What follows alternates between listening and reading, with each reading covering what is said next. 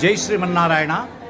శ్రీకాకుళం జిల్లాలో అత్యంత ప్రతిష్టాకరమైనటువంటి పరమ పవిత్రమైనటువంటి స్వయం వ్యక్త కోటబొమ్మాళి కొత్తమ్మ తల్లి ఆశ్రమాన్ని ఆశ్రయించి ఉన్నటువంటి కోటబొమ్మాళ్ళలో ప్రఖ్యాత పండితులు ఆంధ్రప్రదేశ్లో అనేక ప్రాంతాల్లో అనేకమైనటువంటి ధార్మిక కార్యక్రమాలని అష్టావధానాన్ని అనేకమైనటువంటి కార్యక్రమాలని నిర్వహించినటువంటి పరమ పూజ్యులు చంద్రశేఖరేంద్ర మహాస్వాముల వారి తాలూకా భక్తులైనటువంటి ఈ చందనం బాబు గారు అనేటువంటి పేరు ఈ భారతదేశంలోనే అందరికీ తెలిసినటువంటిదే.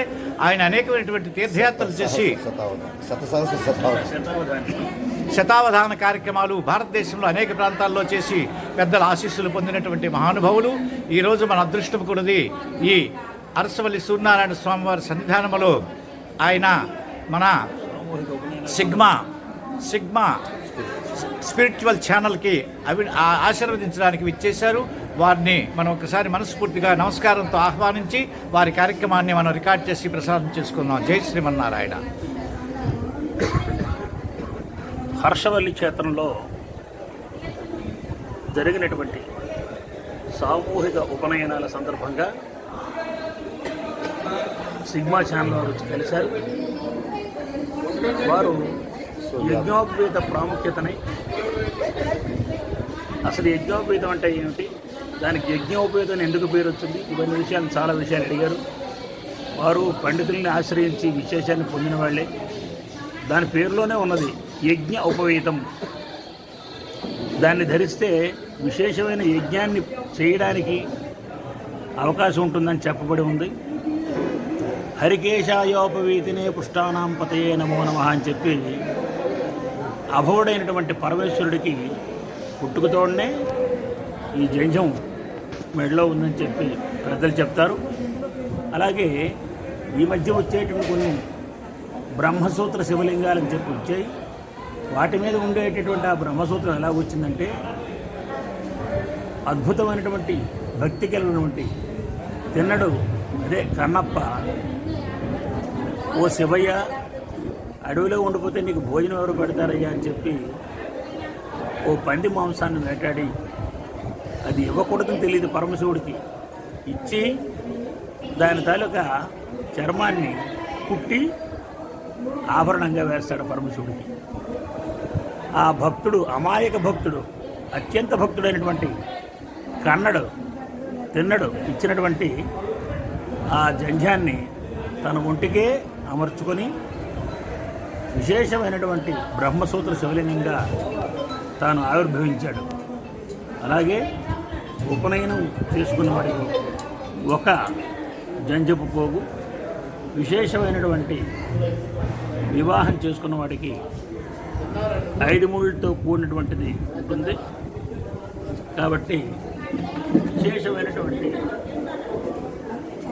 ఆ యజ్ఞ ఉపవీతానికి ఉండేటువంటి ప్రాసెస్ ఏంటంటే, యజ్ఞోపవీతం పరమం పవిత్రం ప్రజాపతిర్య సహజం పురస్కారం ఆయుష్యామగ్రియం మృతముంచు శుభ్రం యజ్ఞోపవీతం బలమస్తు తేజ. ఎవరైతే ఈ యజ్ఞోపవీతాన్ని ధరిస్తారో ఆ కుర్రవానికి ఆయుర్వచ్చో యశో బలాభివృద్ధి అర్థం జరుగుతూ అది లగాయతు శ్రౌతస్మార్త నిత్యకర్మానుష్ఠాన యోగ్యతలకు ఆ ఈ కుర్రవాడు అర్హుడు అని చెప్పేటటువంటి ఒక లైసెన్స్గా ఈ జంధ్యాన్ని మనం అనుకోవచ్చు. అయితే దీని ప్రాశస్త్యంలో 5 ముళ్ళు ఉంటాయి. ఈ 5 ముళ్ళ జంధ్యంలో ఒకటి గాయత్రి ఉపదేశానికి, రెండవది శ్వశరదత్త ద్వితీయ యజ్ఞోపవీతం రెండవది, అది వివాహంలో మామగారు ఇస్తారు. మూడవది ఆపద్ధర్మంగా ఎవరి మెడలో జంధ్యం కానీ పెరిగిపోయినా నీటిలో కొట్టుకుపోయినా ఇవ్వడానికి విశేషమైనటువంటి ఉపకరణంగా 3వ ముడి. 4వ ముడి చక్కనైనటువంటి సమయంలో ప్రభాత సమయంలో కానీ ప్రదోష సమయంలో కానీ మనం చేసేటటువంటి ఉపాసనా కర్మలకి 4వ ముడి. ఇంకా ఒక్క ముడి ఉంది, 5వ ముడి. ఏమిటా ముడి అంటే దీనికి చాలా విశేషం ఉంది. ఒకవేళ సర్పధాటు ఎవరికైనా పురుగు ముట్టిందంటారు. అటువంటివి జరిగినప్పుడు ఆ జంధ్యాన్ని అభిమంత్రించి, ఆ పోగని అభిమంత్రించి ఆ శక్తి గలవాడు విడిచిపెడితే అవతల వాడికి ఏదైతే చెరుపు చేసినటువంటి జంతువు కానీ చెరుపు చేసినటువంటి మనిషి అంటే వాడి తలకు శక్తి తగ్గుతుంది. ఒకవేళ విషమైతే ఆ విషం తలకు శక్తి తగ్గుతుంది. ఇలాగా ఈ యొక్క యజ్ఞోపవీతాన్ని చేశారు. దీనికి పంచశిఖలు అని చెప్పి 5 దగ్గరలా శిరస్సు మీద పెడతారు. పద్ధతి ప్రకారం యదర్శి శిఖాని దదాతి, ఎంతమంది ఋషులు ఉంటే ప్రవరలో అన్ని శిఖలు పెట్టమని శాస్త్రం. కానీ కొన్ని 14 మంది ఉంటారు ఋషులు, మరి 14 శిఖలు పెట్టలేం కదా, మత్సల జంకలాగా అయిపోతుంది బుర్ర. అలా కాకుండా యథావైశాం కులధర్మస్యాది అపాగం సగం సజ్జనార్జాతే సంవిధానాత్ సమానం అని చెప్పి ముక్తాభిద్రుమ హేమనైల ధవళఛాయర్ ముఖైత్యనై అని చెప్పి అమ్మవారికి 5 ముఖములు ఉన్నాయి కదా.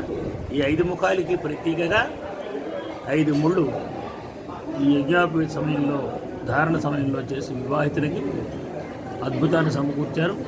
అది మెడలో ఉండడం వల్ల శ్రౌతస్మార్తాది నిత్య కర్మానుష్ఠానంలో చేసుకొని నిత్యానుష్ఠానానికి అద్భుతమైనటువంటి ఉపాసనా విధానానికి ఇది మెడలో ఉండడం గొప్ప విషయం.